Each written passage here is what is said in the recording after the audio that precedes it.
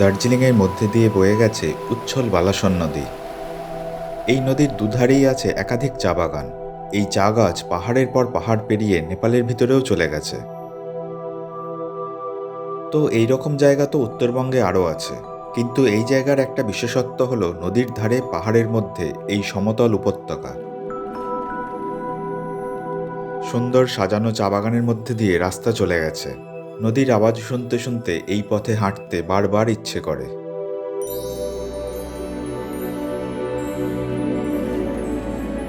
আমি এখানে আগে একবার এসেছিলাম, কিন্তু থাকা হয়নি, থাকার জায়গা তখনও হয়নি বলে। এবারে হোমস্টে হয়েছে শুনে সঙ্গে সঙ্গে চলে এলাম। নদীর পাশেই হোমস্টে।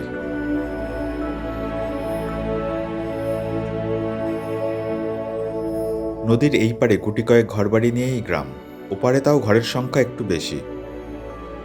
এই ছোট বসতিতে আছে 3টি ঝুলন্ত সেতু, যার মধ্যে গাড়ি যাওয়ার একটা কিছুদিন হলো হয়েছে, আর বাকি দুটো রোমাঞ্চকর।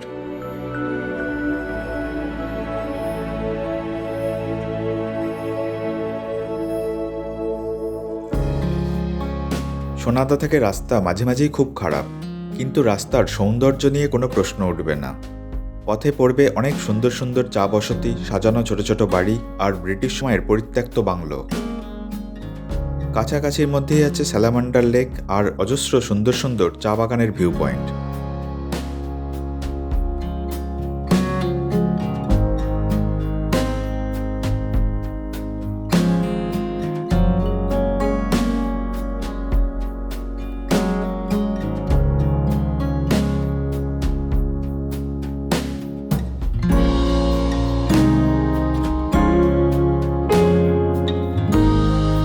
একদম শেষে ওই সমতল চা বাগানে পড়লাম।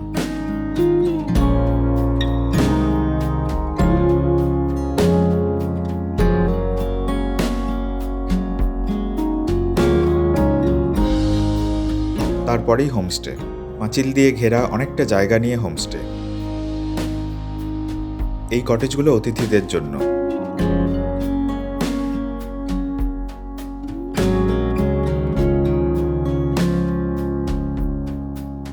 এই হোমস্টের বুকিংয়ের জন্য সৃজনা গুরুংয়ের নাম্বার দিলাম। নতুন হোমস্টে, তাই বুকিংয়ের বিষয়টা সৃজনা দিয়েই দেখেন। একই সাথে এই হোমস্টের হোস্ট আন্টিজিরও নাম্বার দিয়ে রাখলাম। আন্টিজি খুব ভালো রান্না করেন, পাহাড়ি খাবার চাইলে তাও রান্না করে দেন।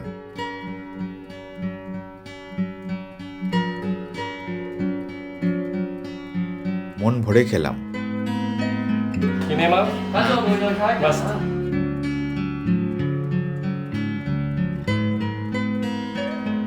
ডাইনিং রুমের উপরে ছাদে বসার ব্যবস্থা আছে, এখান থেকে খুব ভালো ভিউ পাওয়া যায়।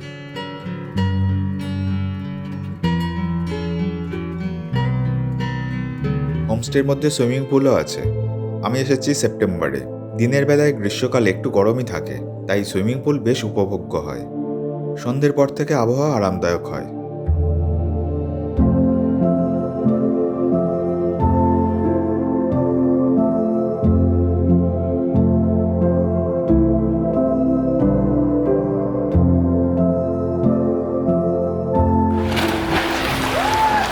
সুইমিং পুলের জল ফিল্টার হয় না, সম্ভবত নদী থেকে আসে। এরা দুবাইতে থাকে, এই বাড়ির আত্মীয়। খুব মিশুকে হয় আমার সাথে দারুণ ভাব জমে গেল। ওদের গাড়িতে আমাকে নিয়ে ঘুরতে চলল। আমরা চলেছি নদীর ওপারের পাহাড়ে। ব্রিজ হয়ে যাওয়ায় গাড়ি যেতে কোনো বাধা নেই, কিন্তু রাস্তা ভয়ঙ্কর খারাপ।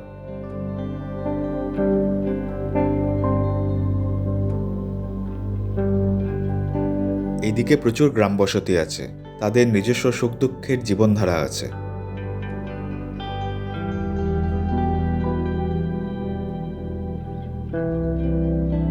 আজ হাটবার, অনেক মানুষ এখনো বেচাকেনা করছেন।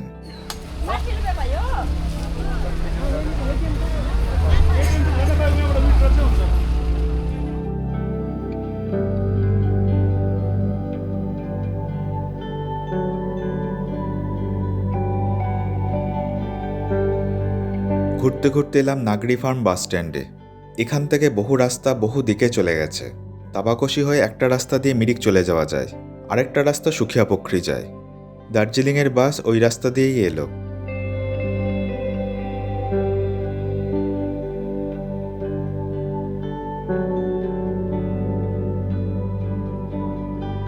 একটা শর্ট ফিল্মের পোস্টার দেখলাম, টি গার্ডেনের অডিটোরিয়ামে দেখানো হবে।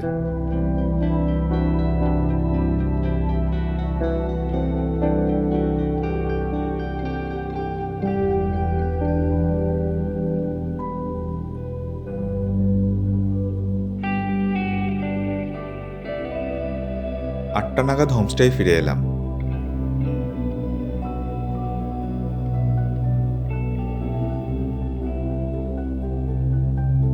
আজ মঈনজি শখে বিরিয়ানি বানিয়েছেন, সঙ্গে রায়তা। মঈনজি এখানে থাকেন না, তাই অন্য দিন হোমস্টেতে বিরিয়ানি পাওয়া যাবে না। খাওয়া দাওয়া বেশ জমিয়েই হলো। তারপরে মুষলধারায় বৃষ্টি শুরু হলো। রাত 11টা নাগাদ গাড়ি নিয়ে ওই বৃষ্টির মধ্যেই বেরোলাম। তারপরে একটা গ্রামে পৌঁছালাম। এই গ্রামে গত কয়েক মাসে বেশ কয়েকজনের অকাল মৃত্যু হয়েছে। ঝাঁকড়ি এসে বলেছেন ভূত প্রেতের কারণে এইরকম হচ্ছে, তাই আজ গ্রামে চিন্তার আয়োজন করা হয়েছে। এখানে কড়াইতে তেল গরম হচ্ছে। চিন্তা রিচুয়ালসের প্রকৃত ব্যাখ্যায় আমি যাচ্ছি না। এখানে কি কি হলো সেটাই শুধু সংক্ষেপে বলছি।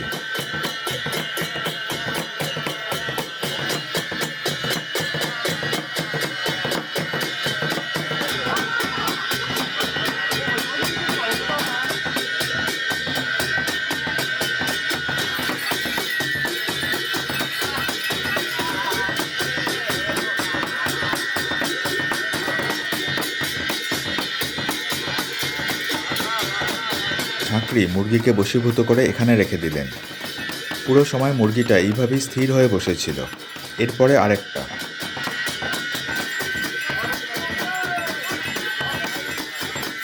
এরপর দুটো ডিম নিয়ে ঝাঁকড়ি বেরিয়ে গেল অন্ধকারের মধ্যে। ফিরে এসে যখন ডিম ফাটালো তখন দেখা গেল ডিমের ভিতর পুরো ফাঁকা। গ্রামের সবাই বুঝলেন ভূতের প্রভাব মারাত্মকভাবে আছে।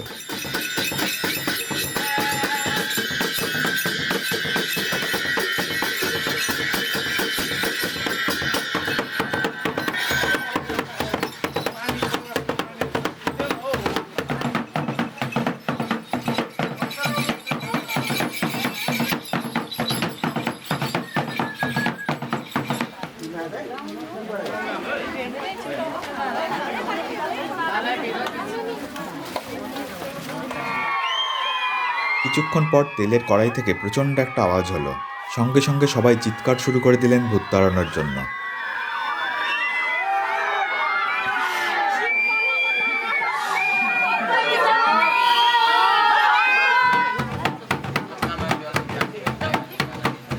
এরপর ডিম ফাটিয়ে দেখা গেল ডিম স্বাভাবিক আছে। সবাই স্বস্তি পেলেন।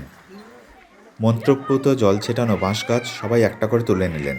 এটা এখন বাড়ির সামনে পুঁতে রাখবেন, তাহলে তাদের বাড়িতে আর ভূতের প্রকোপ পড়বে না, এটাই এনাদের বিশ্বাস। রাত 2টো নাগাদ হোমস্টে ফিরে যাই।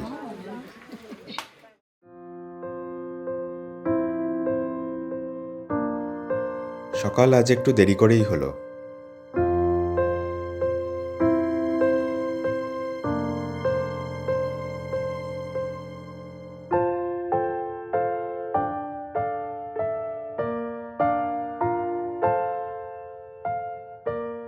তারপর ঘুরতে বেরোলাম।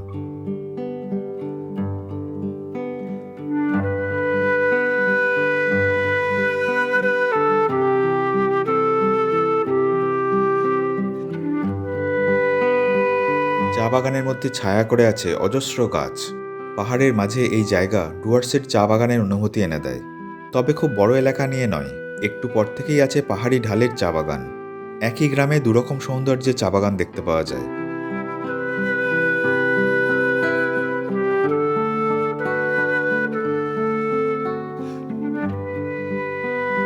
এখানে একটা পাথর আছে যেটা দেখতে পুরো অ্যানাকোন্ডা সাপের মুখের মতো।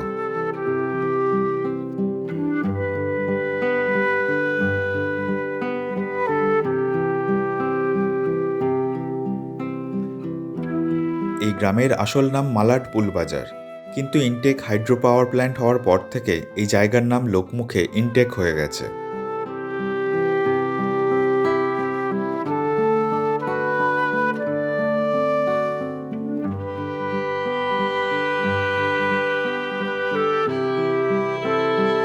এটা সম্ভবত এখানকার সবথেকে পুরনো সেতু। ফটোজেনিক, ভয়ঙ্কর।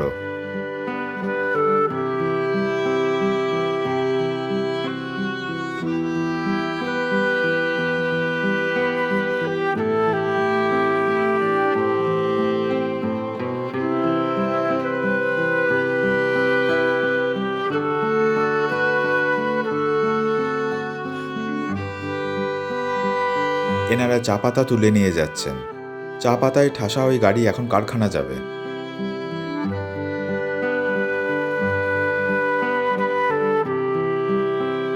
একই পথে ফিরে হোমস্টের অপর প্রান্তে চললাম।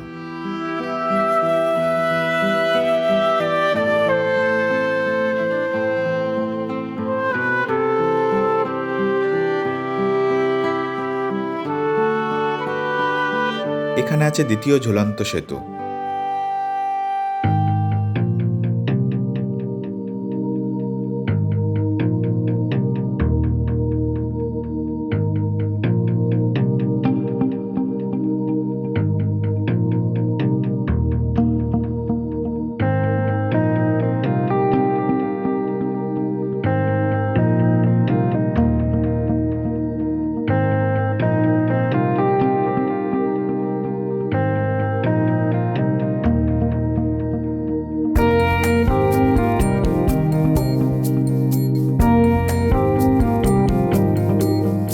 নিউ জলপাইগুড়ি থেকে ইনটেকের দূরত্ব 70 কিলোমিটার। গাড়িতে সময় লাগে 3 ঘন্টার মতো। গাড়ি ভাড়া 3,500 টাকা।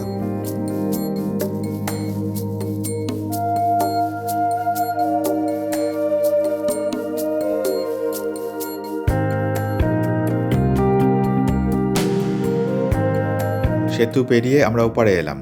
একটু ঘন জনবসতি, চা বাগান, মন্দির, ছোটখাটো রেস্তোরাঁ, স্কুল, অনলাইন লটারি সেন্টার, অনেক কিছু আছে।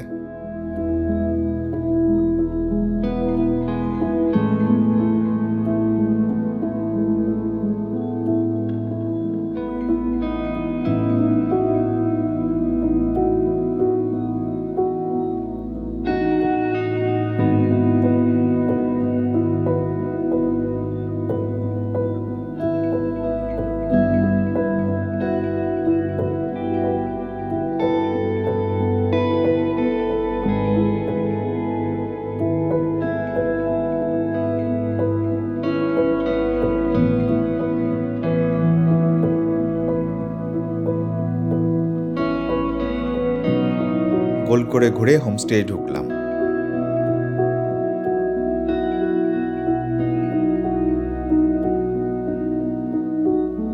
সন্ধেয় গেলাম এখানকার নতুন হওয়া একটা বার কাম রেস্টুরেন্টে।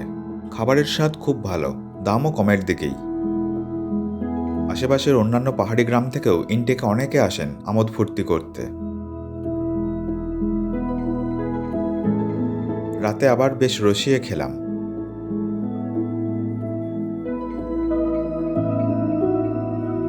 পরের দিন এখান থেকে আমি সিকিম চলে যাই।